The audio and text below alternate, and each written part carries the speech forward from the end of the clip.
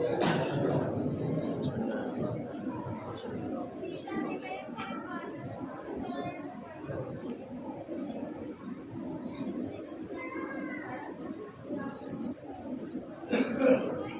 حول ولا قوة إلا بالله العلي العظيم. أعوذ بالله من الشيطان الرجيم. بسم الله الرحمن الرحيم. الحمد لله الذي هدانا لهذا وما كنا لنهتدي لولا أن هدانا الله. لقد جاءت رسل ربنا بالحق. الصلاة والسلام على أشرف الأنبياء والمرسلين مولانا ومولى الثقلين جد الحسن والحسين سيدا شباب أهل الجنة المكي المدني القرشي الهاشمي مولانا أبي القاسم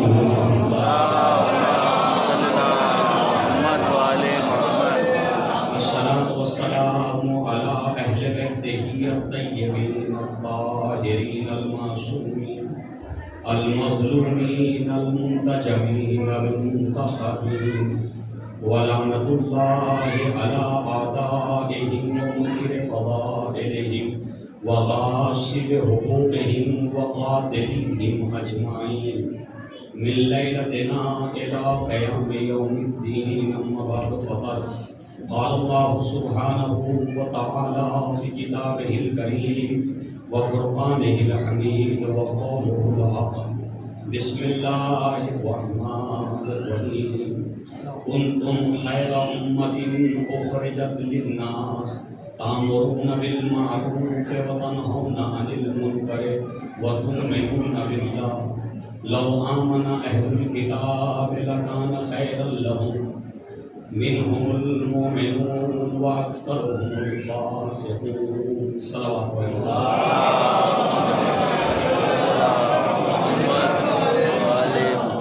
گرامی، آج یہ خمسہ مجالس کی آخری مجلس ہے، 5ویں مجلس ہے، اور یہ آئے وافی ہدایت کہ جس کا تعلق امتوں کے مستقبل اور امتوں کی ترقی سے وابستہ ہے. ارشاد ہو رہا ہے کہ تم خیر امت، اے امت مسلمہ، تمہاری شان یہ ہے کہ تم ایک اچھی امت ہو، ایک بہترین امت ہو، ایک خیر پر رہنے والی امت ہو. اور تمہاری ذمہ داریاں بیان کی جا رہی ہیں. اچھی امت کی ذمہ داریاں کیا ہیں؟ تأمرون بالمعروف وتنہون عن المنکر، کہ وہ لوگ کہ جو اچھائیوں کا حکم دیتے ہیں اور برائیوں سے روکتے ہیں. وتؤمنون باللہ، اور اللہ پر ایمان لائے ہیں. اس کا مطلب یہ ہے کہ میں اس سے پہلے کی مجالس میں سب کچھ ذکر کر چکا ہوں. یامر بالمعروف نہی عن المنکر. اگر آپ چاہتے ہیں کہ امت کا شیرازہ بکھرنے سے بچ جائے، امت انتشار کا شکار نہ ہو، اختلاف کا شکار نہ ہو، امت کی شکل میں زندگی گزارے، امت اتحاد پیار و محبت کے ساتھ زندگی گزارے، تو امت کے ہر فرد کے اوپر واجب ہے کہ وہ جب کہیں برائی کو دیکھے تو اسے روکنے کی کوشش کرے، اور جہاں اچھائی کو دیکھے اس میں تعاون کرے. جیسا کہ قرآن کا حکم ہے کہ مومنین کی علامت یہ ہے کہ تعاونوا علی البر والتقوی، کہ امت مسلمہ یعنی مسلمان کی علامات ایمان میں سے کیا ہے کہ وہ تقوی اور اچھائی کی نیکیوں میں مدد کرتے ہیں اور برائیوں سے روکتے ہیں. تو عزیزان گرامی، یہ اہداف جو امر بالمعروف نہی عن المنکر کا فریضہ ہے، یہ تمام انبیاء کا فریضہ اور تمام انبیاء کی سنت یہی ہے. جتنے بھی انبیاء اس روح زمین پہ بھیجے گئے، رسول بھیجے گئے، اللہ کی طرف سے ہادی بھیجے گئے، ان تمام ہادیوں کا ایک ہی فریضہ تھا، اور وہ یہ تھا کہ وہ اپنی امتوں کو صحیح اور غلط کا فرق بتائیں، وہ حق و باطل کا فرق بتائیں. اپنی امت کو جو ان کا کلمہ پڑھ رہے ہیں، ان کلمہ گویوں کو جو انہیں تسلیم کر رہے ہیں، ان تسلیم کرنے والوں کو یہ بتائیں کہ اللہ کا راستہ کون سا ہے اور شیطان کا راستہ کون سا ہے. یعنی اسی پہ اختلاف. اچھا، اس کے علاوہ کوئی اور فریضہ ہے انبیاء کا رسولوں؟ جی یعنی اللہ کا پیغام پہنچانا، نیکی کا حکم دینا ہے۔ اللہ جس چیز سے روکتا ہے، کیونکہ ہمیشہ برائی سے روکتا خدا، نیکیوں کا حکم دیتا ہے خدا، تو اسی کا پیغام پہنچانے کے لیے سارے انبیاء بھیجے گئے۔ اور انبیاء کے جو نائب، جو خلفاء بعد میں بنے، ان کی ذمہ داری بھی یہی تھی کہ وہ امت کو اپنی، جو ایمان لا چکے ہیں ان کی بات کر رہا ہوں، کہ اپنی امتوں کو نبی کریم کی سنت اور حکم الہی کے تحت عمل کرنے کی جو ہے وہ دعوت دیں، اور سنت رسول اور حکم الہی کے خلاف عمل کرنے سے روکے۔ اور یہی اختلاف کہ جی اللہ کا پیغام ہے۔ دیکھیے یاد رکھیے، قرآن میں جتنی آیات آپ کو ملے گی جو برائیوں کے خلاف احکام کی شکل میں نازل ہوئی، جتنے بھی عادات و اطوار تھے دور جاہلیت کے کفار و مشرکین کے اندر، ان سب کی تقریباً مخالفت کی ہے قرآن نے، تقریباً سب کی مخالفت، چاہے وہ اجتماعی برائیاں رہی ہو یا انفرادی برائیاں رہی ہوں، جو بھی غلط عادات و اطوار تھے ان سب کی مذمت کی قرآن نے۔ اچھا، جیسے جیسے قرآن مذمت کرتا چلا گیا، ایک بار سمجھ کے سوال کریں،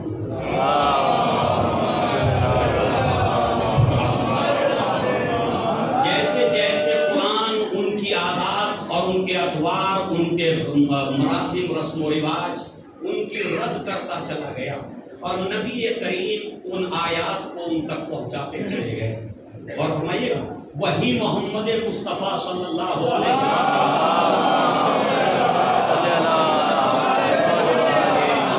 نبوت سے پہلے، اسلام کا اعلان کرنے سے پہلے مکے کے محبوب تھے، اہل مکہ کے محبوب تھے محبوب نا جی، اہل مکہ کے محبوب تھے۔ اہل مکہ یہ کہتے تھے کہ جی ہم نے محمد جیسا جوان نہیں دیکھا، تو اتنا بااخلاق، اتنا با کردار، کبھی اس سے کوئی برائی سرزد نہیں ہوئی۔ یعنی انہوں نے اپنے کردار کا لوہا منوا لیا کفار و مشرکین سے۔ کن کے درمیان رہ کے لوہا منوا لیا؟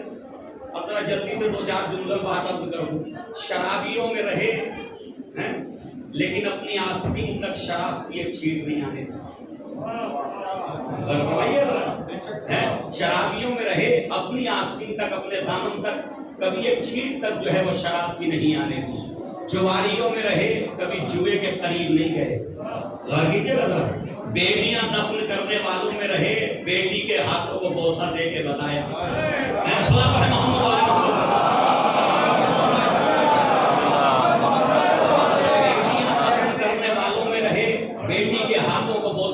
بتایا، بیٹی کے احترام میں کھڑے ہو کے بتایا کہ تم کیا جانو کہ بیٹیوں کی عصمت کیا ہے۔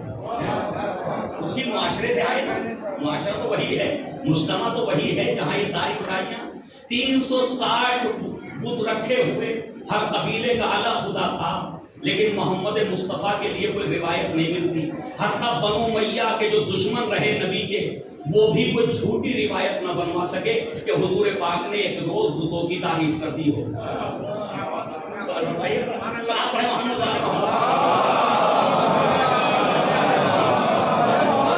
جھوٹوں میں رہے صادق کہلائے، خائنوں میں رہے امین کہلائے۔ جھوٹوں میں رہ کے صادق کہلائے، خائنوں میں رہ کے امین کہلائے، اور لٹیروں میں رہ کر کے سخی کہلائے۔ جہاں سب لوٹنے والے ہو وہاں کوئی لٹانے والا ہو، کتنی بڑی بات ہے۔ تو لوٹنے والے تو بہت مل جائیں گے، لٹانے والے بہت کم ملیں گے۔ صاحب ہے محمد والے محمد۔ عزیزان گرامی، حضور پاک نے اپنے کردار کا لوہا منوا لیا، اس سے کفار و مشرکین سے۔ انہوں نے تسلیم کر لیا محمد جیسا جوان ہم نے نہیں دیکھا، ایسا بااخلاق نہیں دیکھا، ایسا باکردار ہم نے نہیں دیکھا، اتنا پاک و پاکیزہ انسان ہمارے سامنے کوئی نہیں آیا۔ جب تسلیم کر لیا تو پھر ان سے پوچھا، اچھا میں یہ کہوں کہ اس پہاڑ کے پیچھے ایک لشکر ہے جو مکے پہ حملہ کرنا چاہتا، تمہارے اوپر حملہ کرنا چاہتا، تو کیا میری بات کو مان لو گے؟ کیا میری بات کو مان لو گے؟ سب نے کہا کیوں نہیں محمد، ہم نے آپ کو کبھی جھوٹ بولتے نہیں پایا۔ سوال یہ پیدا ہوتا ہے جب عیسیٰ کو خدا نے پیدا کیا، عیسیٰ کی ولادت ہوئی تو گہوارے میں اعلان نبوت کرا دیا۔ اور فرمائیے گہوارے میں اعلان نبوت کرا دیا. کہہ دو گہوارے میں انی عبداللہ وآتانی الکتاب وجعلنی نبیہ سے نا کہہ دو کہ میں اللہ کا بندہ ہوں, مجھے کتاب عطا کی گئی ہے, مجھے نبی بنا کے بھیجا گیا ہے. میں کہوں گا میرے معبود عیسیٰ جیسے نبی کو گہوارے میں بولنے کی طاقت دے دی ہیں, وہ نبوت کی دلیل دینے لگے, اپنے نمائندہ الہی ہونے کا پروف دینے لگے. محمد مصطفیٰ 40 سال سے کفار میں ہیں, کوئی دلیل نہیں آئی, کوئی نبوت کے لیے رسالت کے لیے دلیل نہیں دی. کہا نادان تو نہیں جانتا عیسیٰ کا نبی ہونا معجزے کے طور سے ثابت ہوتا ہے. معجزہ ہے بچے کا بولنا گہوارے میں. محمد مصطفیٰ کی نبوت معجزوں سے ثابت نہیں ہے, محمد کی نبوت اپنے کردار سے ثابت ہے.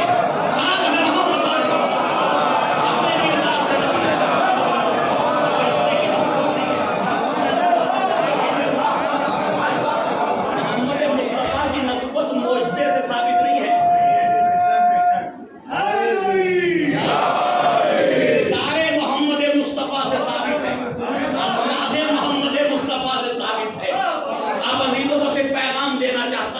میرے وہ بزرگ اور وہ میرے بچے اور وہ میرے نوجوان یہ کہتے کیا کریں مولانا, ماحول ایسا ہے,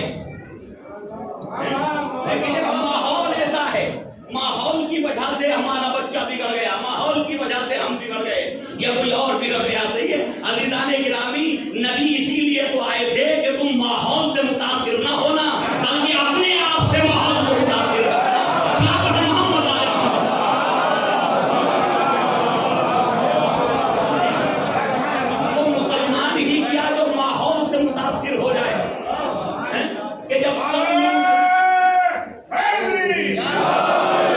جہاں سب لوٹ رہے ہیں مسلمان سوچے میں بھی لوٹ لوں, تو یہ ماحول سے متاثر ہونا. جھوٹوں میں جھوٹ بولنے لگے تو متاثر ہو گئے. ایسے ہی نا حسد کرنے والوں میں رہ کے حسد کرنے لگے تو متاثر ہوا, ماحول سے متاثر ہوا. لیکن وہ حسد نہ کر کے دوسروں کو حسد چھوڑنے کی تعلیم دینے لگے. جی اس کا مطلب یہ کہ وہ ماحول سے متاثر نہیں ہوا بلکہ وہ ماحول پہ اثر انداز ہو رہا.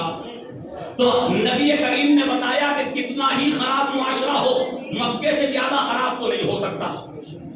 یہ ماڈرن دور بھی یورپ کا جو ہے نا کوئی شہر, وہ بھی مکے سے زیادہ, اس زمانے کے مکے سے زیادہ. قبلہ میں بات صحیح کہہ رہا ہوں تاریخی اعتبار سے.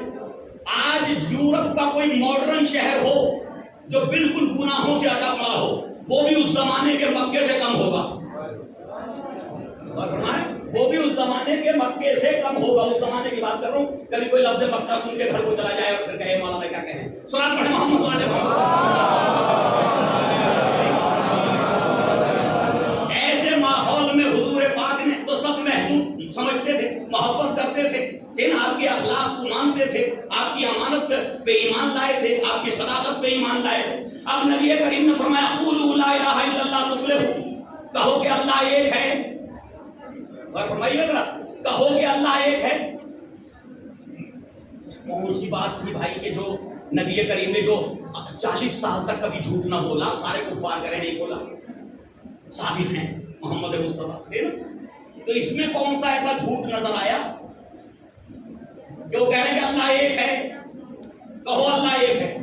جی بس جیسے یہ نعرہ مکے کی گلیوں میں گونجا قولوا لا الہ الا اللہ تفلحوا, یا یوں کہوں جیسے ہی امر بالمعروف شروع ہوا, بھئی امر بالمعروف ہے نا, جیسے ہی امر بالمعروف شروع ہوا نہیں انل منکر کا قافلہ آگے بڑھا, پتھر آنے لگے, ڈھیلے پھینکے جانے لگے, شاعر بتایا جانے لگا, جادوگر کہا جانے لگا, دیوانے ہو گئے, یہ پاگل ہو گئے, ذہنی توازن کھو بیٹھے, سارے الزام لگنے لگے. اس کا مطلب یہ ہے کہ یہ کفر کا مزاج ہے, یہ شرک کی طبیعت ہے.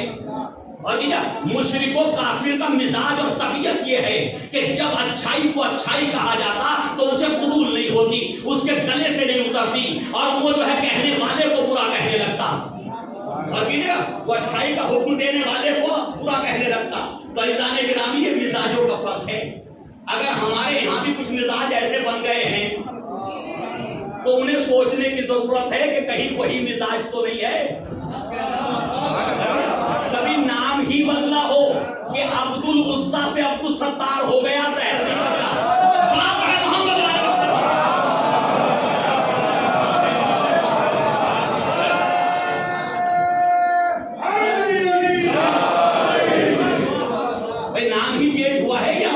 بھی چینج ہوا ہے نا.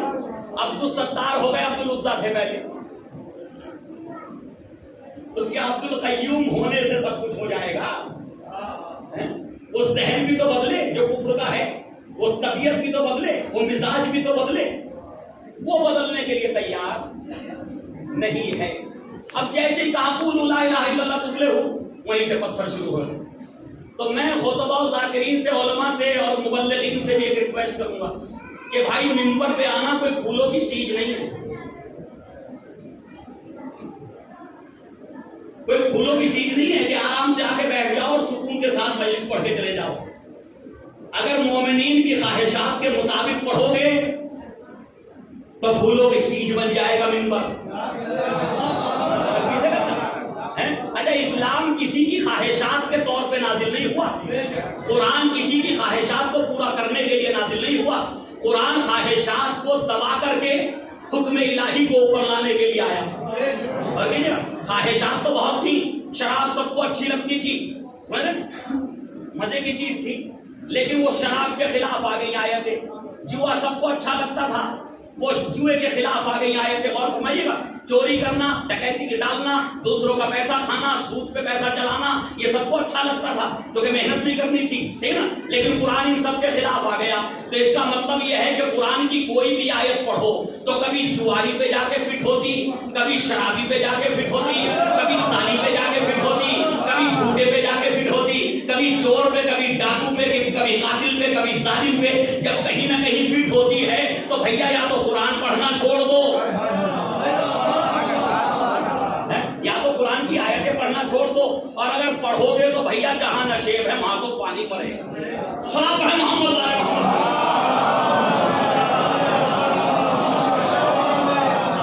بھائی آپ نے اتنے گڈھے بنا کیوں لیے کہ اچھا خاصا بہتا ہوا پانی بھائی چلا جائے. صلاۃ ہے محمد علیہ محمد.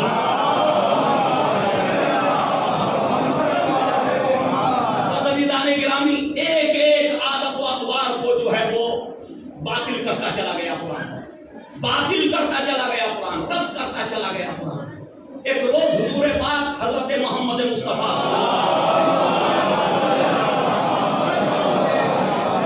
اپنی مسجد میں تشریف فرما تھے, صحابہ کرام سامنے تھے.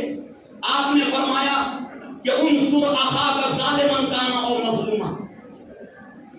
اگر اس روایت کو دیکھنا ہے تو جواد علی جو شام کے رہنے والے دمشق کے, انہوں نے کتاب لکھی ہے تاریخ دور جاہلیت, تاریخ جاہلیت, کئی جلدوں میں یہ کتاب ہے. اس میں جا کر کے آپ پڑھیے, روایت مل جائے. کہتے ہیں کہ یہ روایت موجود ہے کہ نبی کریم اپنے اصحاب کے درمیان بیٹھے ہوئے گفتگو کر رہے ہیں, اور اسی گفتگو کے درمیان فرمایا انصر اخاک ظالما کان او مظلوما. تم اپنے بھائی کی مدد کرو چاہے وہ ظالم ہو یا مظلوم. تم اپنے بھائی کی مدد کرو چاہے وہ ظالم ہو یا مظلوم. اچھا, یہ نظریہ تھا کس کا, یہ جملہ تھا کس کا؟ یہ نظریہ تھا کفار و مشرکین کا, کیونکہ ان کی زندگی قبائل پہ مشتمل تھی, خاندان پہ مشتمل تھی. اگر وہ مظلوم یا ظالم دیکھ کر کے مدد کریں گے تو خاندان بکھر جائیں گے. جی, آج ایک بھائی نے ظلم کیا, اگر ہم اسے چھوڑ دیں گے تو یہ نکل جائے گا, دوسرا ظلم کرے گا, اسے چھوڑ دیں گے تو وہ نکل جائے گا. تو انہوں نے یہ قانون بنایا تھا اپنے قبائلی زندگی کے لیے کہ انصر اخاک ظالما کان او مظلوما, کہ تم اپنے بھائی کے مددگار رہو چاہے وہ ظالم ہو یا مظلوم. کیا مطلب؟ یعنی دونوں صورت میں اپنے خاندان کے ساتھ رہو تاکہ تمہارا خاندان مضبوط رہے, طاقتور رہے, تم کہیں بکھر نہ جاؤ. یہ قانون بنایا تھا کفار و مشرکین نے. نبی کریم نے انہی کا جملہ لیا, انہی کا قانون لیا, اپنے اصحاب کے درمیان ذکر کر دیا. اب یہ خبر اصحاب رسول سے نکلی, کفار تک پہنچی. جب کفار تک پہنچی تو انہیں ایسا لگا کہ جتنی بری عادتیں, جتنے رسم و رواج ہمارے تھے, سب کو نبی نے ختم کر دیا. سب کے خلاف گفتگو کی, سب کے خلاف قرآن نازل ہوا. کم سے کم ایک بات تو ہماری بھی مان لی. یہ تو قانون ہمارا بنایا ہوا, کم سے کم ایک بات تو محمد مصطفیٰ نے ہماری مان لی کہ وہی قانون دوہرا رہے ہیں, وہی ذکر کر رہے ہیں جو ہمارا قانون. ایک کافر آگے بڑھا, آگے بڑھنے کے بعد کہا محمد میں نے سنا ہے کہ آپ یہ کہتے ہیں کہ انصر اخاک ظالما کان او مظلوما, کہ اپنے بھائی کے مددگار رہو چاہے ظالم ہو یا مظلوم. کہا ہاں میں نے یہ کہا ہے. کہا تو پھر یہ تو ہمارا قانون ہے, یعنی وہ جملہ تمہارا ہے. میں نے مفہوم بدل دیا, جملہ وہ تمہارا ہی ہے. لیکن میں نے اس کا مفہوم بدل دیا. کا کیا مطلب ہے؟ کہ مطلب یہ ہے کہ انصر اخاک ظالما کان او مظلوما، تم اپنے بھائی کے مددگار رہو چاہے وہ ظالم ہو یا مظلوم. کا مطلب کیا ہے؟ مطلب یہ ہے کہ اگر مظلوم ہے تو اس کی حمایت کر کے مدد کرو، اگر ظالم ہے تو اسے ظلم سے روک کے مدد کرو.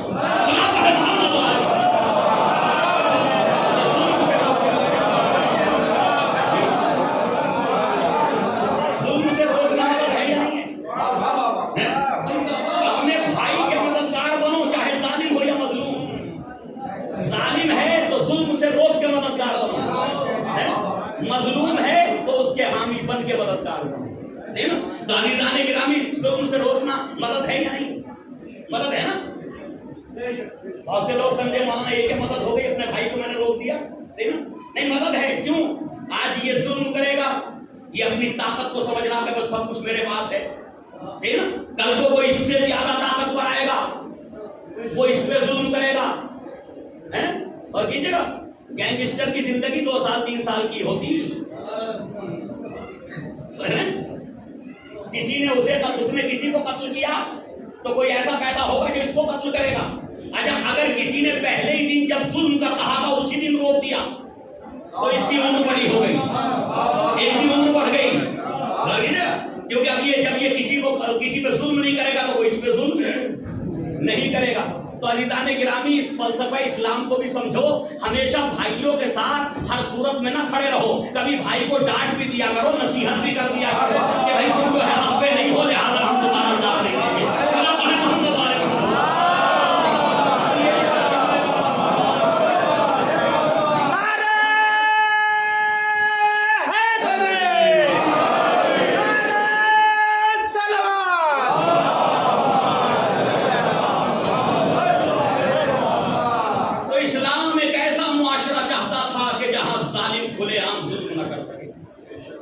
جہاں کمزور مظلومی کے ذریعے جو ہے وہ اور کمزور نہ ہو جائے.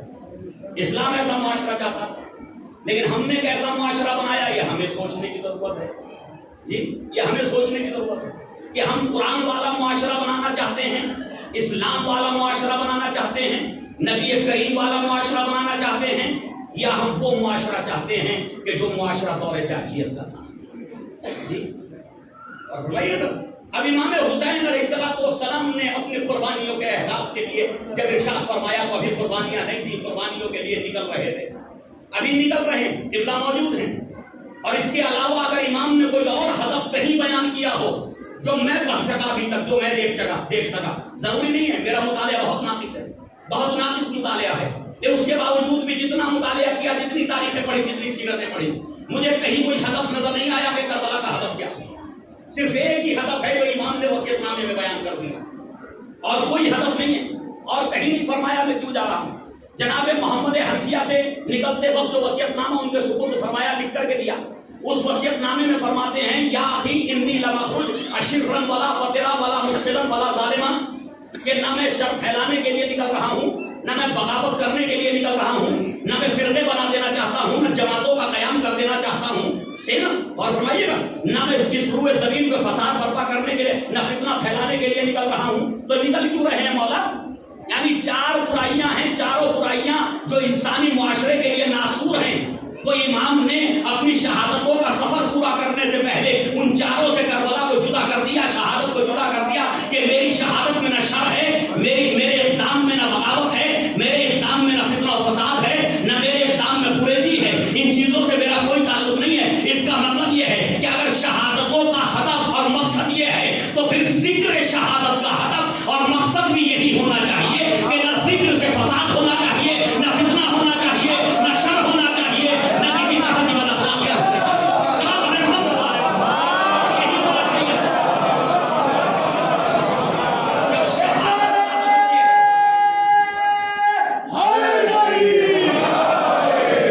جب شہادت کا ہدف یہ ہے تو ذکر شہادت کا ہدف بھی وہی ہونا چاہیے، ذکر کا کوئی اور ہدف نہیں. تو عزیزان گرامی، اسلامی انسانی معاشرے کے اندر ساری برائیاں سمٹ کے آ جاتی ہیں 4 باتوں میں: شر، فتنہ و فساد، بغاوت. یہی نا؟ اچھا، یہ بغاوت کہاں ہوتی؟ یہ بغاوت غیر نہیں کرتے، یہ اپنے کرتے. یہ فتنہ و فساد دوسری قوم سے نہیں ہوگا، یہ اپنے ہی کریں گے. ایسے ہی ہے نا، بغاوت اپنے ہی کرتے ہیں، صحیح ہے نا. ہمارے اندر جب بغاوتیں ہوتی ہیں تو ان بغاوتوں کا نتیجہ ہوتا ہے کہ انجمنیں نئی نئی بنتی ہیں. اکثر انجمنیں بغاوتوں کے نتیجے میں بنی.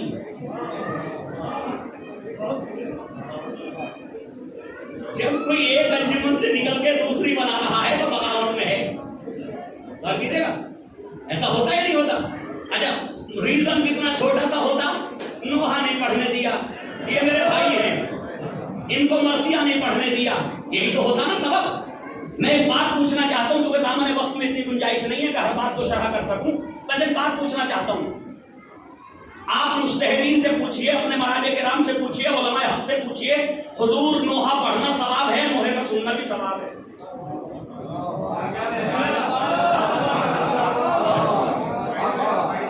آپ فتویٰ منگائیے آیت اللہ سیستانی صاحب سے، آیت اللہ خامنائی صاحب سے، کہ جنہیں یہ بتائیے نوحہ پڑھنا ثواب ہے یا نوحے کا سننا بھی ثواب ہے؟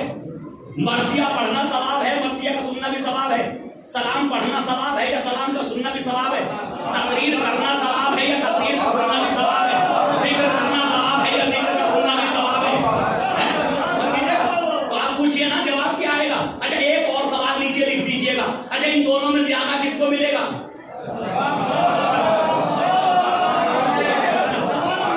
ایک سوال اور نیچے لکھ دیجئے چھوٹا سا. اچھا چلیے دونوں کو ثواب ملے گا، دونوں کو اجر ملے گا، زیادہ کسے ملے گا؟ تو زیادہ والا حکم نہیں آئے گا کہ پڑھنے والے کو زیادہ، سننے والے کو زیادہ. غور کیجیے گا، اور وہاں ایک ہی حکم آئے گا کہ جو اس فرش عذاب مخلص ہو کر کے آ جائے، جو اس فرش عذاب مخلص ہو کر کے آ جائے، خلوص سے آ جائے. ہو سکتا سننے والا مخلص ہو، پڑھنے والا ریاکار ہو.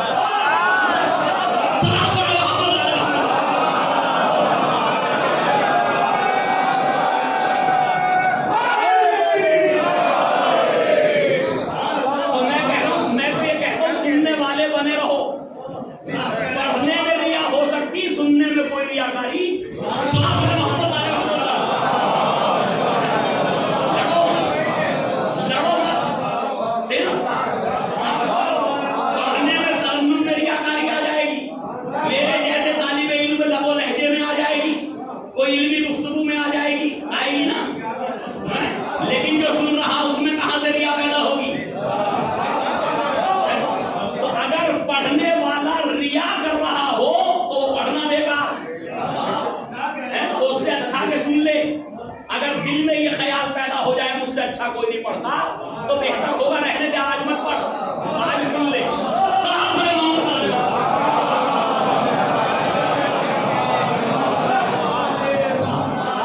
ایک بار سب مل کے صلوات پڑھیں.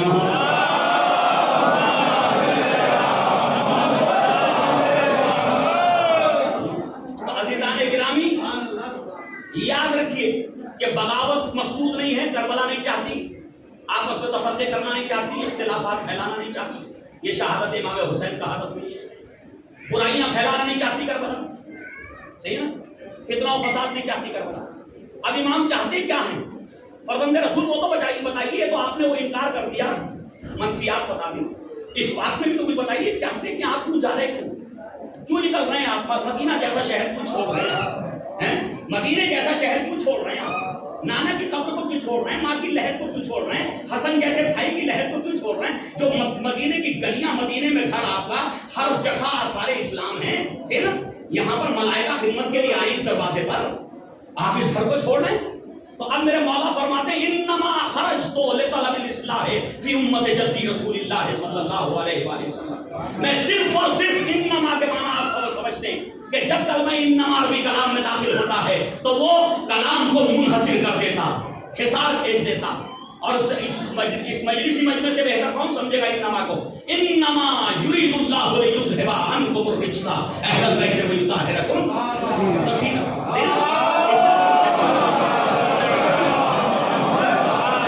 میرے مولا نے اپنے مقصد کو حصر کر دیا، اور وہ حصر کیا ہے؟ انما خرجت، صرف اور صرف میں اس لیے نکل کھڑا ہوا ہوں اس لیے اپنے بچوں کو لے جا رہا ہوں، اس لیے اپنے ساتھ ان بیویوں کو لے جا رہا ہوں، اس لیے مدینہ چھوڑ رہا ہوں، اس لیے نانا کی لہر چھوڑ رہا ہوں. کیوں؟ طلب الاصلاح فی امت جدی رسول اللہ، تاکہ میں اپنے نانا کی امت کی اصلاح کر سکوں، میں اپنے نانا کی امت کی اصلاح کر سکوں. کتنا فصیح و بلیغ رکھا میرے مولا نے اپنے کلام کو. یوں کہتے اپنے بابا کے چاہنے والوں کی اصلاح کر سکوں. اگر یوں کہتے کہ میں علی ابن ابی طالب میرے بابا کے چاہنے والوں کی اصلاح کر سکوں تو کربلا مخصوص ہو جاتی شیعوں کے لیے، کربلا مخصوص ہو جاتی شیعوں کے لیے، اہل تشیع کے لیے. لیکن امام نے کیا فرمایا؟ نانا کی امت، اس کا مطلب جو بھی امتی ہے کربلا اس کے لیے ہو رہی ہے.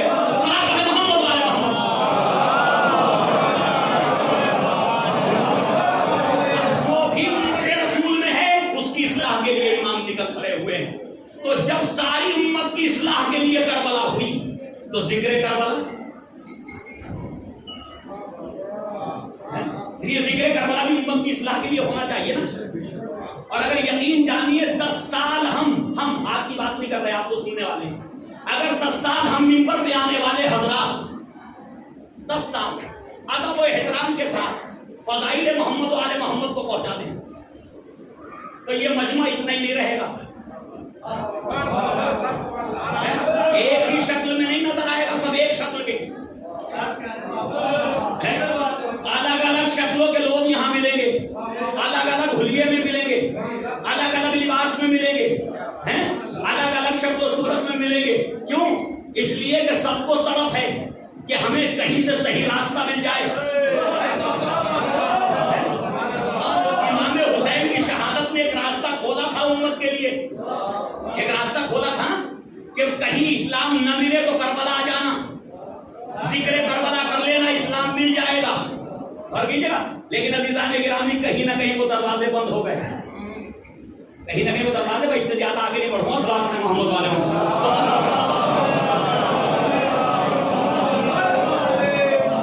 یا یوں کہوں 2 جملوں میں بس کہ امام حسین نے دروازہ کھولا جو دروازہ گناہگاروں کو حر بناتا تھا.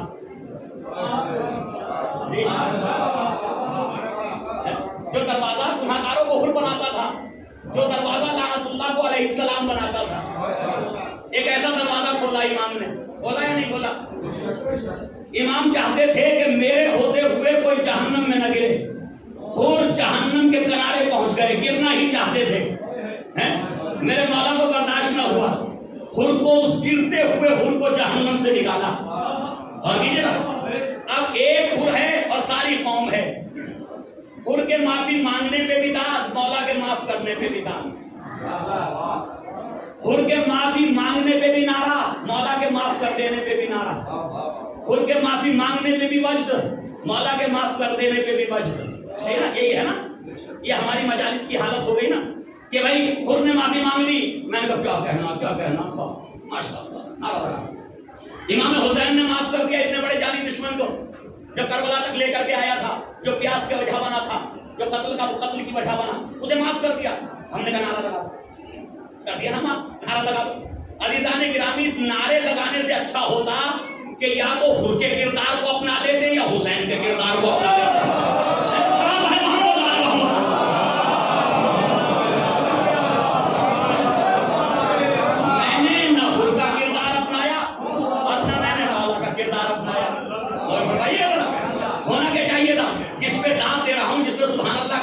کہ حر نے معافی مانگ لی. 1000 کی لشکر کی ٹکڑی میں سردار بن کے آیا تھا حر. 1000 فوجی تھے ساتھ میں. آج 10 آدمی کسی کو دے دو جو اس کی قیادت میں چلنے لگے. 10 دے دو بس 10. وہ اچھے برے کی بات نہیں ہے کہ کیسے ہو، بس 10 مل جائے. وہ بھولا نہیں سماتا ہے، وہ تکبر میں غرور میں آ جاتا. میرے پیچھے 10 آدمی چل رہے ہیں، ان کے نیچے 1000 آدمی تھے. لیکن جب اس نے اپنی ساری انانیت کو اللہ کے لیے قربان کر دیا، جب ساری انانیت سارے تکبر کو اللہ کی بارگاہ میں قبول کر دیا کہ میں اس تکبر کے لائق نہیں ہوں، اس غرور کے لائق نہیں ہوں، میں کون ہوتا ہوں انانیت میں آنے والا. بس جیسے ہی انانیت کو چھوڑا، لعنت اللہ علیہ سے جو ہے سلام اللہ علیہ ہو گیا.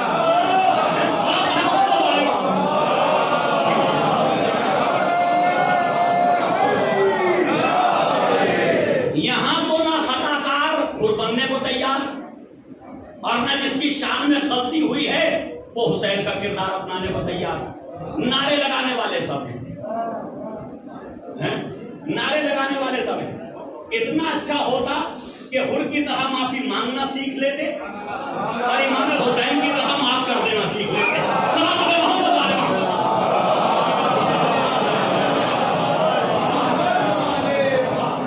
تو آپ کے مولا فرما رہے ہیں اصلاح کے لیے جا رہا ہوں، اب اس اصلاح کو کریں گے کیسے مولا بتائیے، تو صحیح اصلاح ہوگی کیسے حکومت کی؟ فرماتے ہیں اریدو ان آمر بالمعروف، اور اب تو سرخیاں سناؤں گا میں یہ چاہتا ہوں کہ امر بالمعروف کروں۔ اس کا مطلب اصلاح کا طریقہ کیا ہے؟ یہ معصوم بتا رہے ہیں کہ اصلاح کا طریقہ کیا ہے؟ امر بالمعروف، نیکیوں کا حکم دوں، نا؟ اور اصلاح کا دوسرا طریقہ کیا ہے؟ وانہا عن المنکر، لوگوں کو برائیوں سے روکوں۔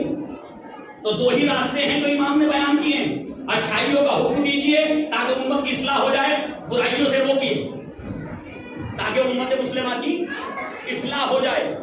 تو یہ دو فریضے سامنے آئے نا ہمارے جی اصلاح کے لیے، امر بالمعروف نہی عن المنکر۔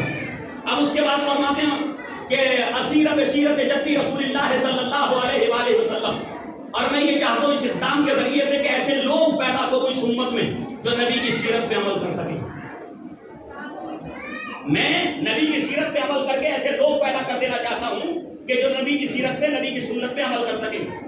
میں ایسے لوگ اس امت میں پیدا کرنا چاہتا ہوں جو میرے بابا حضرت علی کی سنت پہ عمل کر سکیں۔ تو اس کا مطلب یہ ہے کہ امام حسین چاہتے ہیں کہ نانا کی سنت باقی رہے اور بابا کی سیرت باقی رہے، فرمائیے اللہ کہ حضرت علی کی سیرت باقی رہے۔ اب میں آپ سے پوچھتا ہوں کہ یہ امام حسین جب دنیا سے چلے جائیں، شہادت پیش کرتے اور اللہ کی بارگاہ میں چلے جائیں، تو کیا یہ مطالبہ بنو امیہ سے کیا جائے کہ تم نبی کی سنت کو جو ہے وہ زندہ کرو؟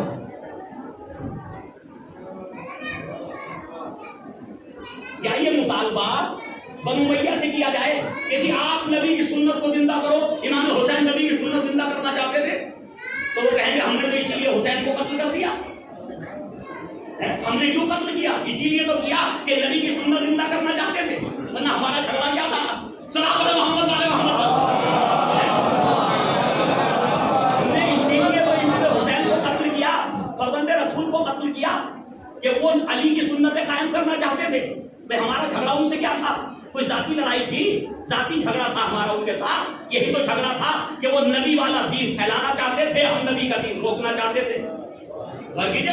اب مجھے نہیں پتا کہ جی میں کس کے ساتھ کھڑا ہوں، دین روکنے والوں کے ساتھ یا دین پھیلانے والوں کے ساتھ۔ اگر میں امام حسین اور نبی اور اہل بیت کی سنتوں پہ عمل کرتا ہوں تو دین پھیلانے والوں کے ساتھ، اور اگر عمل نہیں کرتا تو دین کو روکنے والوں کے ساتھ۔ اب نام سے فرق نہیں پڑتا کہ نام کیا ہے، نام سے فرق نہیں پڑتا نام کیا ہے، فرق پڑتا ہے کہ کردار میں حسینی ہو، کردار میں علوی ہو، کردار میں محمدی ہو، یا کردار میں اموی ہو، عباسی ہو، کون ہو؟ کردار میں کون ہو؟ جی ایک کڑوی بات کہوں جلدی سے، بہت کڑوی بات ہے۔ میں ایک دن کہہ چکا ہوں فکر میں ہر مسلمان، ہر انسان مسلمان ہے فکری طور پہ، ہر مسلمان قبلہ، کیونکہ ہر انسان برائی کو برائی کہتا ہے فکری طور پہ، لیکن جب عمل میں آتا تو برائی نہیں سمجھتا ہے یا نہیں ہے۔ ظالم سے کہو ظلم کرنا صحیح ہے یا غلط، تو کہتا غلط ہے، تو آپ کیوں کریں؟ یہ ظلم تھوڑی ہے، یہ ظلم تھوڑی ہے۔ غرور و تکبر کرنا اچھی بات ہے، غلط ہے، اور آپ جو کر رہے ہیں یہ تکبر تھوڑی ہے۔ اختلاف اچھی چیز ہے قوم کے اندر یا بری؟ بری چیز ہے، نہیں کرنا چاہیے، اتحاد کے ساتھ رہنا چاہیے۔ اور آپ جو کر رہے ہیں، میں مولانا پڑھتے ہوں ہے نا، اب وہ اپنی تعمیل کرتا ہے، اس کا مطلب فکر میں مسلمان ہے، عمل میں مسلمان۔ یہ بات پہلے پہنچا چکا ہوں کہ وہ فکر میں مسلمان ہے، عمل میں مسلمان نہیں۔ اب دو دین ہمارے سامنے، دو مذہب ہمارے سامنے، ذرا غور سے سنیے گا۔ حضور پاک کی وفات کے بعد، رحلت حضور پاک کے بعد دو مذہب ہمارے سامنے آئے، ایک مذہب وہ ہے جو جناب جبرائیل کے ذریعے اللہ کی طرف سے حضرت محمد مصطفیٰ صلی اللہ علیہ وسلم وہ نبی کریم کے ذریعے حضرت علی تک پہنچا، حضرت علی کے ذریعے امام حسن کے ذریعے امام حسین، کہ یوں کہوں نبی کے ذریعے ان تک پہنچا، ٹھیک نا، کیونکہ یہ سب ایک ساتھ ہی تھے تقریباً، اس لیے میں ان میں ایک دوسرے کو ذریعہ نہیں بناتا، باقی ائمہ کے لیے ان کو ذریعہ بناتے گئے، ٹھیک۔ تو عزیزان گرامی یہ پہنچا نا دین، ایک یہ مذہب جو جبرائیل سے لے کے حضرت علی تک، ایک اور مذہب ہے ہمارے سامنے، وہ مذہب کیا ہے کہ نام تو اس کا بھی اسلامی ہے، لیکن انہوں نے اپنی خواہشات کے مطابق اس کے احکام میں تھوڑی سی چینجنگ کر لی ہے،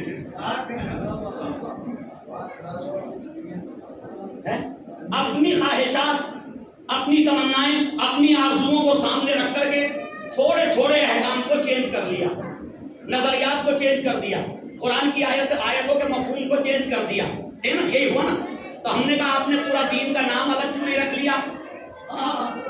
بھئی الگ سے ایک دین بنا لو جو نبی کے دین کے مقابلے میں ہو، تو وہ بھی جانتے ہیں کہ ہم نے اسلام کی نقاب اوڑھی ہوئی ہے، نیا دین کوئی قبول نہیں کرے گا، اسی میں ترمیم کر لو تاکہ دور جاہلیت کا مزہ بھی آتا رہے اور نام اسلام کا بھی رہے۔ سلام علیکم دور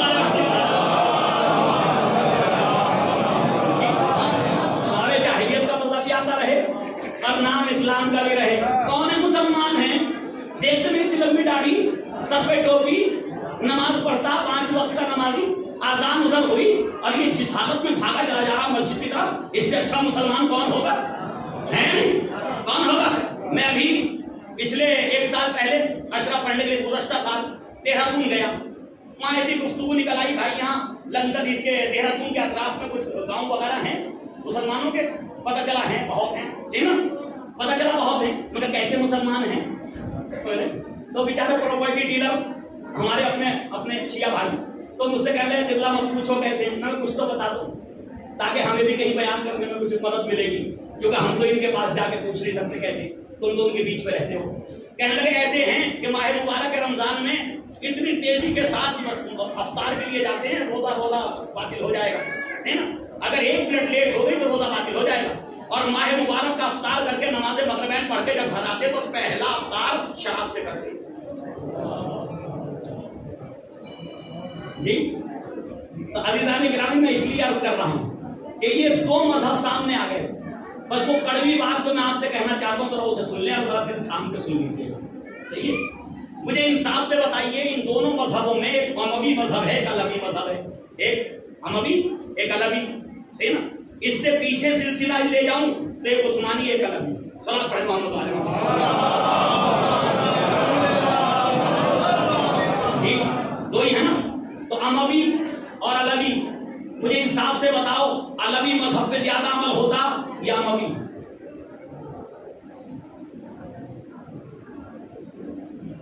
مجمع خان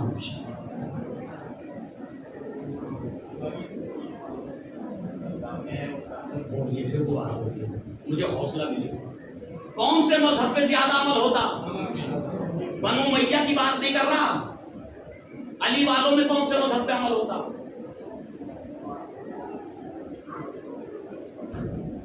ہے کڑوی بات یا نہیں؟ عملی طور پہ آج بھی دشمنان اہل بیت کا مذہب عمل میں زیادہ ہے، عملی طور پہ واقعی گا، اور حضرت علی کا مذہب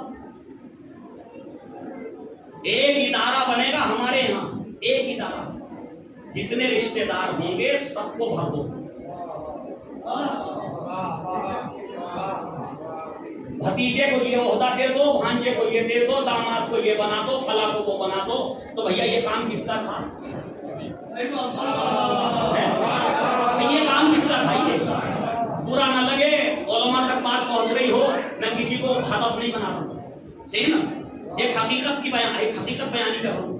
بھئی یہی تو ہوا، خلافت سوم میں سارے بنو امیہ کے جتنے عہدے تھے، جتنے مناصب تھے، جتنے گورنر تھے، جتنے خزانچی بنائے گئے، جتنے جو تھے، سب کون تھا؟ بنو امیہ نے، خلافت سوم میں سارے بنو امیہ تھے نا، ہر عہدے پہ بنو امیہ، ہر جگہ بنو امیہ، یہ میرا خالہ کا بیٹا، یہ میرا بھانجا، یہ میرا بھتیجا، یہ میرا چچا کا بیٹا، یہ میرا خالہ کا بیٹا ہے، صحیح ہے، پھر دیے سب، تو اس کا نتیجہ کیا ہوا؟ اس کا نتیجہ یہ ہوا ساری امت خلاف ہو گئی. اجماع ہوتے ہوئے خلافت بننے پہ تو دیکھا تھا، قتل ہونے پہ نہیں دیکھا تھا.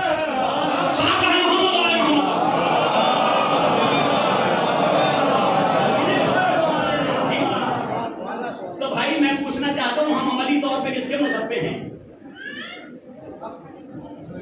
فکری طور پہ ہم حضرت علی کے مذہب پہ ہیں، امام حسین کے مذہب پہ ہیں، اور عملی طور پہ کس کے مذہب پہ؟ تو بھیا فکر پہ جزا و سزا ملے گی یا عمل پہ؟ جزا و سزا فکر پہ ملے گی یا عمل پہ؟ فکر کے طور پہ کتنے ہوں گے فوج یزیدی میں جو کہتے ہوں گے ہم صحیح نہیں کر رہے، باقی جب ہوں گے نا تو یہ کہتے ہوں گے ہم نے صحیح نہیں کیا، بعد میں بھی پچھتا رہے تھے ہم نے صحیح نہیں کیا. بہت سے لوگ ملیں گے آپ کو تاریخ، صحیح ہے نہیں کرنا چاہیے تھا ہمیں، لیکن وہ فکر تک رہ گئی. انہیں کوئی جہنم سے بچا نہیں سکتا اس بات پہ کہ ان کی فکر تو صحیح تھی، سمجھ؟ اس بات سے کوئی جنت نہیں پہنچا سکتا ان کو. کیوں؟ قرآن نے ضمانت دی ہے کہ فکروں کے صحیح ہونے نہ ہونے پہ نہ کوئی جزا ہے نہ کوئی سزا. وہ فکر قابل قبول ہے جو آپ کو میدان عمل میں لیا.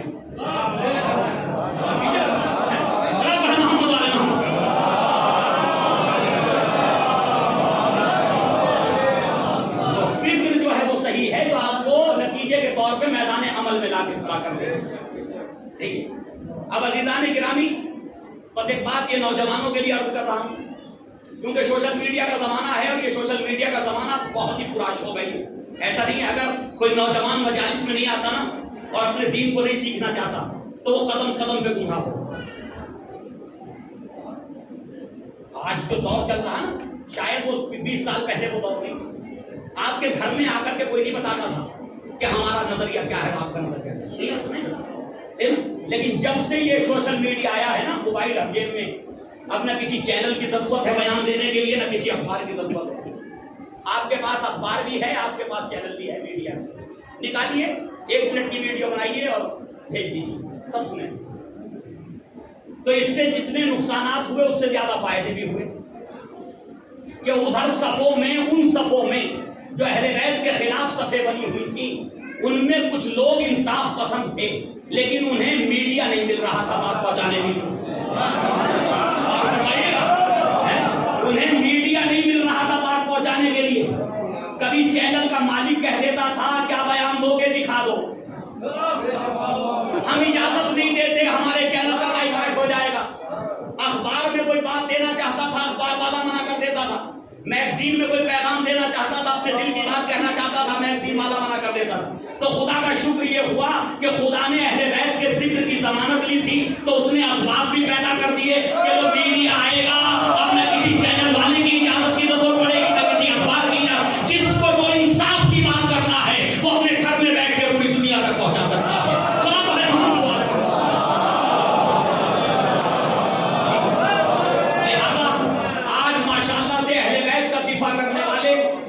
انہی صفوں سے نکل کے آگے نا، انہی صفوں سے نکل کے بولو، کیونکہ مذہب ان کا وہی ہے تو تھوڑا بہت تو خلط ملت کریں گے. لیکن میں کہتا ہوں ایک عموی اگر یہ کہنے لگے کہ امیر شام غلط تھا تو اس سے بڑی اور کوئی کامیابی نہیں ہو سکتی.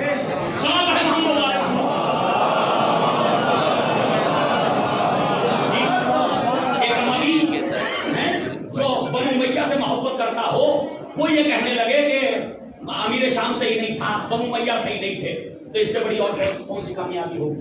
صحیح ہے نا؟ میں کہتا ہوں کہ وہ وہیں رہ کے دفاع کریں تو زیادہ مفید ہے ہمارے لیے، کیونکہ وہاں رہیں گے تو سنا جائے گا، جب یہاں آ جائیں گے تو الزام لگ جائے گا یہ شیعہ ہو گیا. کیونکہ ایک بڑی آفت یہ رہی پورے تاریخ میں کہ جس نے بھی عدالت اور انصاف سے کام کیا تو وہ شیعہ ہو گیا. اس کا مطلب ہمارے لیے فخر ہے کہ تمہاری طرف بھی کوئی صحیح بولتا ہے تو اسے تم شیعہ کہتے ہو.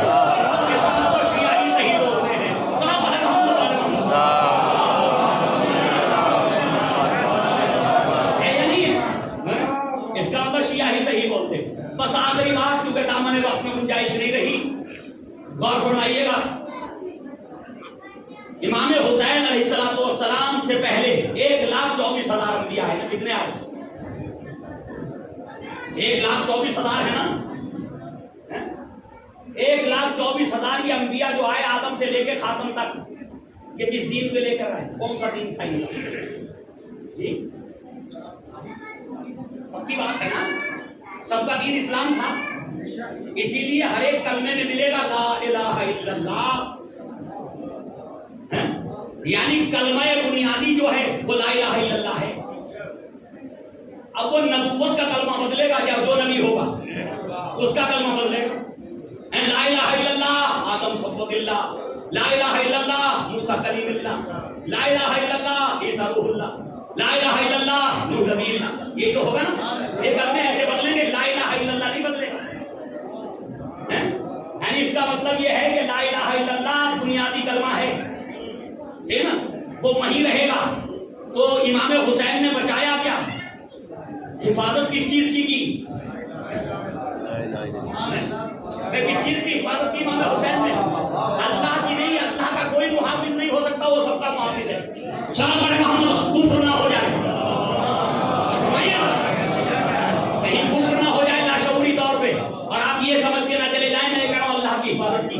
نہیں، ذات خدا کی کوئی حفاظت نہیں. ارے مخلوق میں کیا طاقت ہے؟ اللہ کی کوئی حفاظت نہیں. اور اللہ کو خطرہ ہے.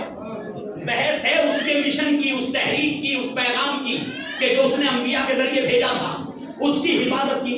تو وہ کیا ہے پیغام؟ لا الہ الا اللہ، ذات خدا نہیں، کلمہ لا الہ الا اللہ. فرق سمجھ میں آ گیا؟ کلمہ لا الہ الا اللہ اور ذات خدا دو الگ الگ چیزیں ہیں، ٹھیک نا. یہ اس کا ذکر ہے لا الہ الا اللہ، اور وہ ذات ہے. تو ذات کی حفاظت نہیں، ذکر کی حفاظت کی. اب وہ ذکر کی حفاظت کیسے کی؟ وہ ہم نے نہیں کہا، وہ معین الدین چشتی نے کہا. ہم نے ان سے پوچھا جی کیا کیا امام حسین نے؟ تو کہنے لگے شاست حسین، بادشاست حسین، دینست حسین، دیپناست حسین، سرداد نداد دست در دست یزید، حقا کے بنائے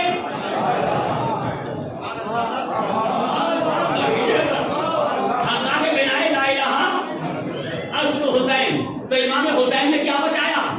کلمہ توحید بچایا، ذکر خدا بچایا.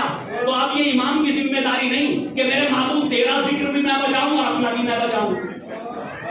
لہذا خدا نے کہا اذکرنی فاذکرکم، تم میرا ذکر کرو میں تمہارا ذکر کروں گا. تو امام حسین نے کہا جتنی میری طاقت تھی میں نے اپنی طاقت میں تیرا ذکر بچا دیا. خدا کی آواز آئی، اے میرے بندے اب میری طاقت دیکھنا، قیامت تک مٹانے والے آتے رہیں گے لیکن یہ ذکر حسین باقی ہے.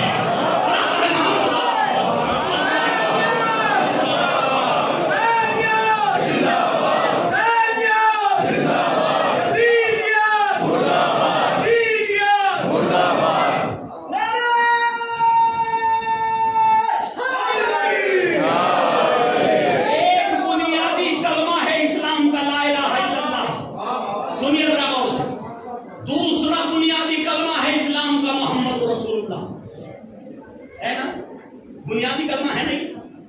مسلمان نہیں ہو سکتا جب تک محمد رسول اللہ نہ پڑھے. خالی لا الہ الا اللہ سے پتہ نہیں چلے گا کون ہے، یہودی ہے یا عیسائی ہے، نوح کا ماننے والا ہے یا موسیٰ کا یا عیسیٰ کا یا داؤد کا، کس کا ماننے والا نہیں پتہ چلے گا جب تک محمد رسول اللہ نہ کہے گا. تو لا الہ الا اللہ یعنی ممتاز نہیں کرتا دوسری قوموں سے، محمد رسول اللہ ممتاز کرتا. ایمان کی بنیاد لا الہ الا اللہ، امتیاز اسلامی کی بنیاد محمد رسول اللہ. اب ایمان کی بنیاد کو بھی حسین نے بچایا، امتیاز کو بھی حسین نے بچایا. جو ہمارا امتیاز ہے صلوات محمد علی محمد. اب کلمہ رسالت کو بھی بچایا، رسولوں کی محنتوں کو بھی بچایا، انبیاء کی محنتوں قربانیوں کو بھی بچایا. مجھے انصاف سے بتاؤ کہ یہ فرش اعلیٰ بچتی ہے امام حسین کے نام پہ بچتی نا، شہدائے کربلا کے نام پہ بچھائی جاتی نا، کہ ہم ان کا ذکر کریں گے. لیکن ان مجالس میں آپ نے اکثر آدم کا ذکر سنا یا نہیں سنا؟ یا لفظوں کو بدل کے کہوں، یہ سارے اسلام کے نبی تھے نا، اسلام لے کے آئے تھے، اللہ کا پیغام لائے تھے. آج تک امت مسلمان آدم کے سلسلے میں کوئی کانفرنس کی؟ یہاں سے آخر تک میں توجہ چاہوں گا.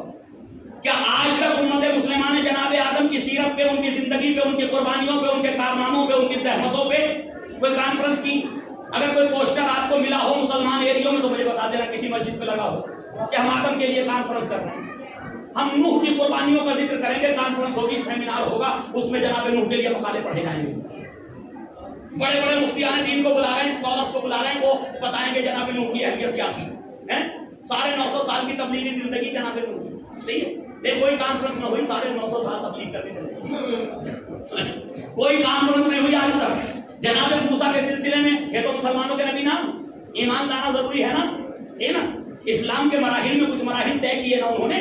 جناب عیسیٰ کوئی کانفرنس کسی نبی کے اور کسی نبی کے لیے، ابراہیم اسماعیل کوئی کانفرنس نہیں ہوئی، کیوں نہیں ہوئی؟ اور ہمیں کیوں نہیں ہوئی؟ یقین جانیے اگر امام حسین کی شہادت نہ ہوتی تو شاید امت کو ان انبیاء کے نام بھی یاد نہ ہوتے۔ امت مسلمہ کو ان انبیاء کا پتہ بھی نہ چلتا کہ یہ انبیاء آئے تھے، یہ اللہ کے رسول آئے تھے، انہوں نے کیا قربانیاں دی۔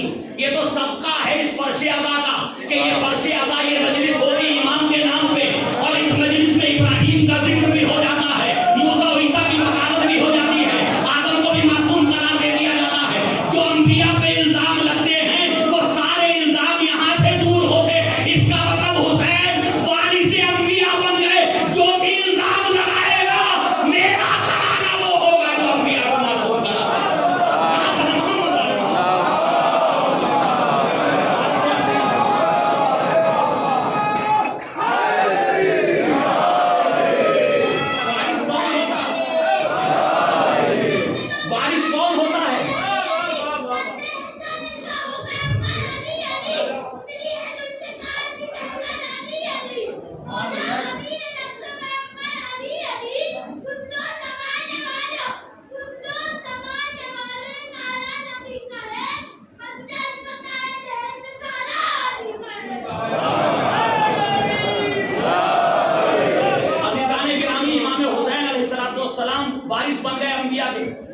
انبیاء کا ذکر باقی ہے، ان کی سیرتوں کا بیان تو حسین کی وجہ سے، شہادت امام حسین کی وجہ سے ہے۔ تب مجھے بتاؤ کہ وارث ہوگا کون؟ جو اپنے بزرگوں کی میراث کو باقی رکھے، وہی تو وارث ہوتا۔ جو اپنے بزرگوں کی میراث سے انحراف کرنے لگے، لوگ بیٹا ہوتے وہ بھی کہتے کہ یہ نالائق ہے، یہ ان کا وارث نہیں ہے، اور یہ ان کے ورثے کا مالک نہیں ہے، اس میں وہ صفات نہیں ہیں۔ تو عزیزان گرامی امام حسین وارث بن گئے تمام انبیاء کے، اسی لیے تو امام صادق نے فرمایا السلام علیکہ یا وارث آدم صلی اللہ، السلام علیکہ یا وارث نوح نبی اللہ، السلام علیکہ یا وارث موسیٰ کلیم اللہ، یا السلام علیکہ یا وارث ابراہیم خلیل اللہ، اور آخر میں آ کر کے السلام علیکہ یا وارث محمد المصطفیٰ، اے محمد مصطفیٰ کے وارث، اے علی مرتضیٰ کے وارث، اے فاطمہ زہرا کے وارث، اے خدیجہ الکبریٰ کے وارث۔ اس کا مطلب یہ ہے کہ اب تمام انبیاء، یہ جو ذکر ہو رہا ہے نا، یہ صرف امام کا ذکر نہیں ہے، یہ تمام انبیاء کو شامل کرتا ہے، تمام رسولوں کو شامل کرتا ہے، قرآن کو شامل کرتا ہے۔ اب فتویٰ لگاؤ بدعت ہے یا سنت ہے؟ یہ بدعت ہے یا سنت ہے؟ اب بتاؤ جی۔ امام حسین کے لیے تو بڑی آسانی سے زبان کھول دیتے ہو، ہے نا؟ تو ذکر ابراہیم بدعت ہے یا سنت؟ ذکر موسیٰ بدعت ہے یا سنت؟ جانتے وہ بھی ہیں کہ سب کچھ سنت ہے، لیکن کریں کیا؟ پڑھتے اٹھتے اس ذکر سے، نقابیں اتر جاتی اس ذکر سے۔ جب کوئی روتا ہے، رونے والا گریا کرتا، گریا کرنے والا، تو سوال پیدا ہوتا بھائی رو کیوں رہے ہو؟ تو جواب ملتا ہم پہ ظلم ہوا۔ کس نے ظلم کیا؟ دوسرا سوال پیدا ہوتا، فطرت ہے تو کس نے ظلم کیا؟ ظالم کون ہے؟ فلاں نے۔ فلاں کس کا بیٹا؟ فلاں کا۔ فلاں کون ہے؟ کون لایا اس کو اس منصب تک؟ اتنے مقدس منصب تک لے کے کون آیا؟ فلاں۔ یہ فلاں فلاں میں ایک سلسلہ ہے پورا، یہ فلاں فلاں میں ایک سلسلہ ہے پورا۔ تو عزیزان گرامی بات وہاں تک پہنچ جاتی ہے جو نبی کے بعد ہوا، اور کیجیے گا تو سب کے چہروں سے یہ ذکر نقابیں نوچتا۔ جب اسلام کی نقابیں کھینچتی ہیں نا تو وہاں نفاق نظر آنے لگتا۔ تو انہوں نے کہا اس سے پہلے کہ ان کے چہروں پہ پڑی ہوئی اسلام کی نقابیں اتر جائیں، اس کو ہی بدعت کر دو۔ اور کیجیے گا انہوں نے اس کے بدعت کے فتوے دے دیے کہ اسے بدعت کر دو، لہذا ذکر کو بدعت کر دیا تاکہ وہ محفوظ رہ سکے۔ ابھی ایک عالم ہے بندیالوی، صحیح ہے؟ اس کی ویڈیو سن لیجیے گا. وہ کہتا میں یزید کا دفاع اس لیے کر رہا ہوں, ذرا سوچیے گا, یزید کا دفاع اس لیے کر رہا ہوں کہ یہ دروازہ ہے صحابہ تک پہنچنے کا. یہ بڑی پتے کی بات کہتی اس نے جذبات میں آگے, یہ صحابہ تک پہنچنے کا دروازہ ہے, لہذا انہیں یہی یزید پہ روک دو ورنہ یہ وہاں تک پہنچ جائیں گے. تو ہم تو پہلے سے ہی جانتے ہیں کہ یزید کوئی اکیلا نہیں ہے, بلکہ حسین بھی اکیلے نہیں ہیں. دو سلسلے ہیں, ایک شیطان سے شروع ہو کے فرعون و نمرود سے گزرتا ہوا, معاویہ سے گزرتا ہوا, ابو سفیان سے گزرتا ہوا یزید تک پہنچا. دوسرا سلسلہ آدم سے چلا, نوح, ابراہیم, موسیٰ و عیسیٰ سے گزرتا ہوا, علی سے ہوتا ہوا حسین ابن علی تک آیا. اب یہ تمہیں اختیار ہے, چاہے اس سلسلے کی طرف چلے جاؤ چاہے اس سلسلے کی طرف.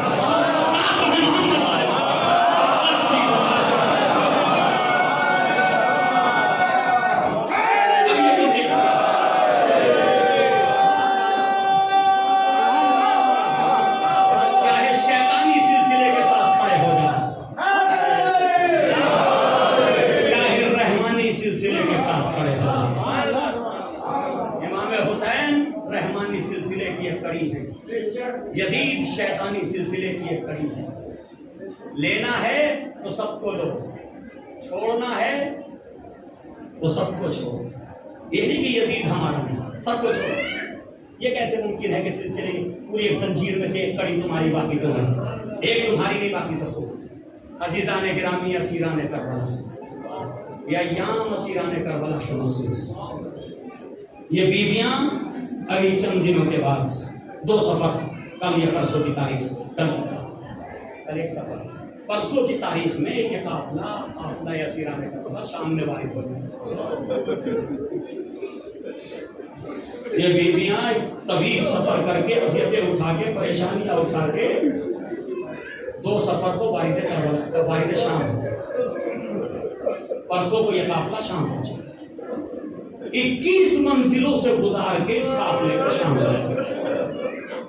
سنو کہ کیا گزر گئی آل رسول پہ, کیا گزر گئی آل رسول پہ. عزیزان گرامی, ان کو رکھنے کے لیے کوئی مکان معین نہیں کیا جاتا تھا کسی بھی بستی میں, کوئی مکان کا انتظام نہیں ہوتا تھا.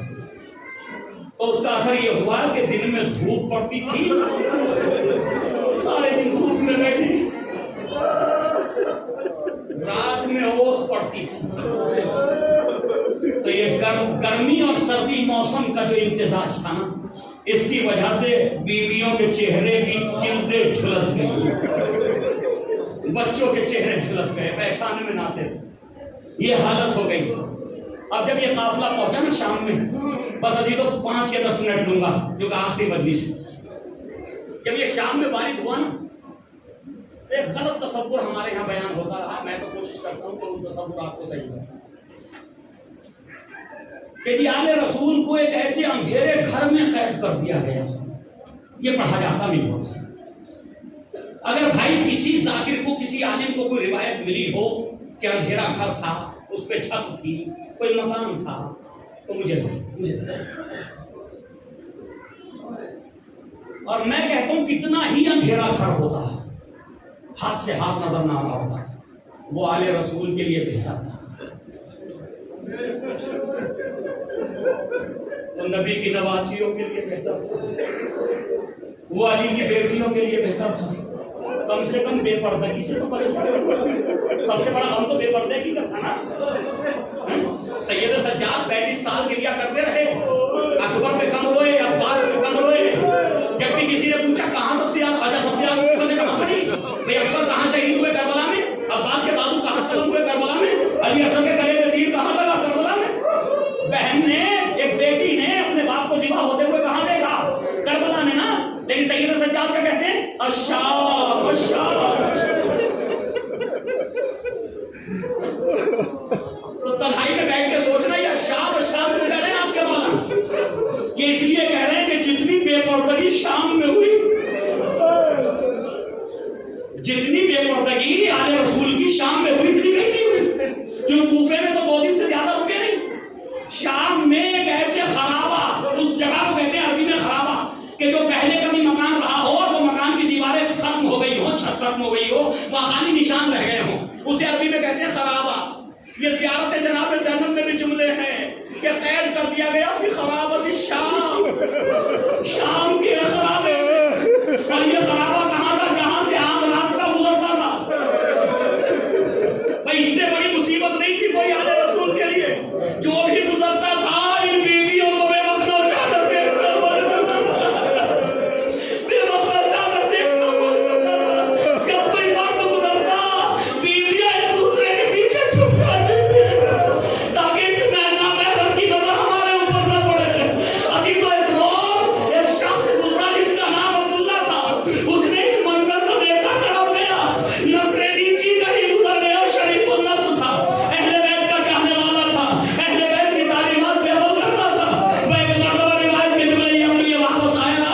آنے کے بعد کہنے لگا اپنی بیوی سے اے زوجہ میں نے ایسے قیدی نہیں دیکھے، میں نے ایسے اسیر نہیں دیکھے. ایسا لگتا کہ کوئی شریف گھر برباد کر دیا گیا. تو عبداللہ کیسے قیدی دیکھ کر کے آئے ہو؟ کہ خرابہ شام میں روز راستے کے بالکل لگے ہوئے ایک خرابے میں کچھ بیویاں ہیں، ایک بیمار ہے، چھوٹے چھوٹے بچے، لیکن بیویاں اتنی باحیا ہیں کہ سروں میں چادریں نہیں تو اپنے آپ کو ایک دوسری بیوی کے پیچھے چھپاتی ہیں. اللہ خدا کوئی غم نہ دے سوائے ہمیں اہل بیت کے. عزیزان گرامی ایک بندہ کہنے لگا اے زوجہ آپ تو شب جمعہ کو کھانا بناتی ہیں، غریبوں کو کھلاتی، فقیروں کو کھلاتی، مساکین کو کھلاتی. بیوی اتنا اچھا ہو کہ اس شب جمعہ ہم کھانا بنائیں اور ان اسیروں کے لیے لے چلیں. ان کے بچے بھوکے بھی ہیں، پیاسے بھی ہیں. ایک مرتبہ زوجہ نے کہا عبداللہ جیسے آپ کا حکم. کھانا تیار ہوا، شب جمعہ آئی، کھانا تیار ہوا. ایک مرتبہ دشت میں کھانے کو رکھا، عبداللہ لے کر کے آگے بڑھا، بیوی پیچھے پیچھے. ایک مرتبہ جیسے ہی زندان کے قریب پہنچا، خرابے کے قریب پہنچا تو اسے یاد آ گیا کہ بیویاں پھر شرمائیں گی، ان کو وہ اچھا محسوس نہیں ہوگا. کہا بیوی یہاں سے یہ کھانا آپ لے کے جاؤ، میں یہیں انتظار کرتا ہوں، یہ کھانا پہنچا کر کے آؤ. اب یہ زوجہ نے کھانا لے لیا، لے کر کے آئی. قیدی بیوی آپ کے بچوں کے لیے میں کچھ کھانا لائی ہوں، یہ کچھ کھانا ہے آپ اپنے بچوں کو کھلا دیجیے. پر جیسے ہی جناب زینب نے یہ سنا تو جملہ کہا بیوی یہ بتاؤ یہ کھانا صدقے کا تو نہیں ہے؟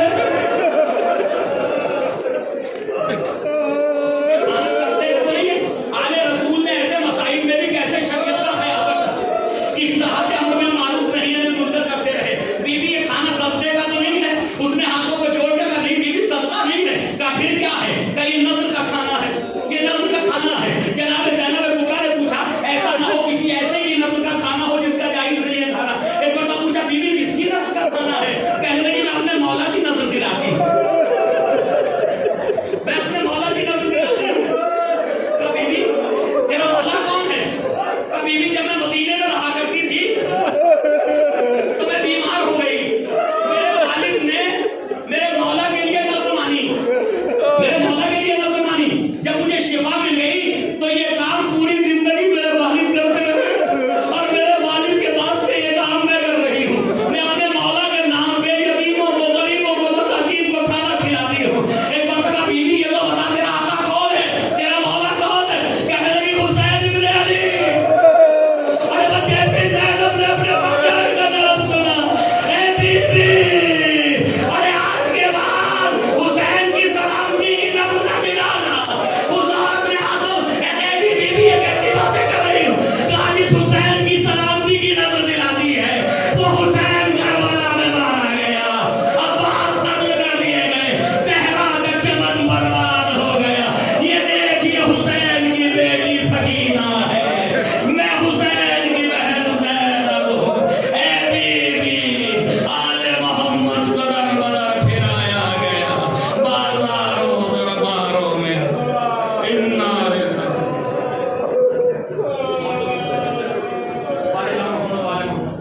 ذکر محمد آل محمد کے ذریعے سے مرحومین کے درجات میں اضافہ فرما.